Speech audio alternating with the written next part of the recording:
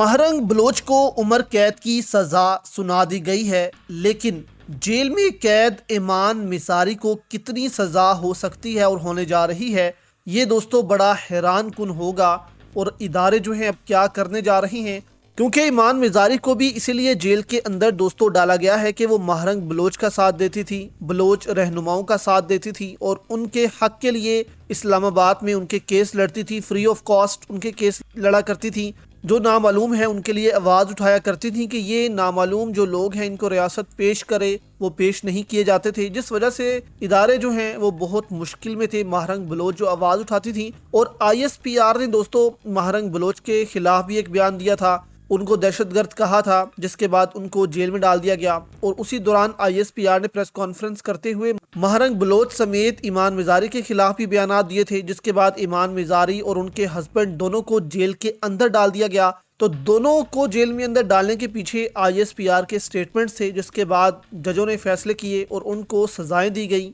ईमान मिजारी को भी जेल के अंदर डाला गया है, 2 से 3 साल के लिए डाला गया है, लेकिन असल सजा जो महरंग बलोच को दी जानी है दोस्तों वो बहुत खतरनाक है। जुबैर शाह आगा हैं, इन्होंने बात करते हुए कहा कि एक FC एहलकार की रोड एक्सीडेंट में मौत वाक़या हुई और कई एहलकार जख्मी हुए थे। इस एक्सीडेंट को कत्ल करने का झूठा और बेबुनियाद मुकदमा डॉक्टर महरंग बलोच और BYC के रहनुमाओं के खिलाफ बनाया गया। इस झूठे मुकदमे में गवाहान और किसी किस्म के सबूत के बगैर इंसाफ के तमाम तकाज़ों को पामाल करते हुए डॉक्टर महरंग बलोच और दीगर को उम्र कैद की सजा सुनाना जुल्म, जबर और ना इंसाफी है। यानी इदारे ये समझ रहे हैं कि हमने महरंग बलोच को उम्र कैद की सजा सुना दी है, तो ये जो तहरीक थी BYC की, जो कि बलूचिस्तान में महरंग बलोच की एक बड़ी तहरीक बनती जा रही थी, जिसमें लोग अपना हक मांगने के लिए सड़कों पर निकलते थे। पहले बलोच जो हैं वो इतना बाहर नहीं निकलते थे, लेकिन जब से महरंग बलोच ने ये तहरीक संभाली, बलोच माएँ,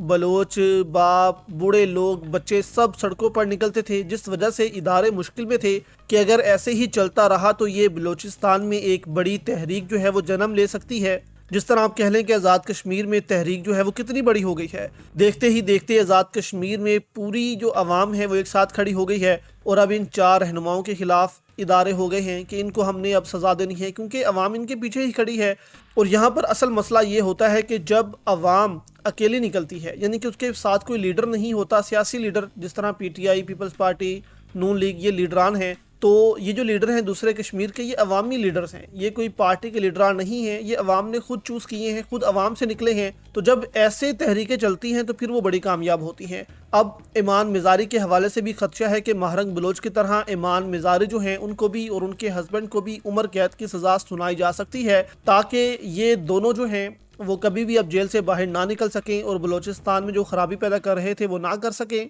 और आगे जो ये सोचे कि हमने ये तहरीक चलानी है, उनके लिए इनको जो है वो इबरत का निशान बनाया जाए कि तुम्हारे साथ भी फिर यही होगा जो महरंग बलोच के साथ हमने किया है, ईमान मिजारी के साथ हमने किया है। इसलिए तुम खबरदार रहो, इस तहरीक जो है इससे दूर रहो और ये तहरीकें चलाने से खबरदार रहो, वरना जेल में जाओगे।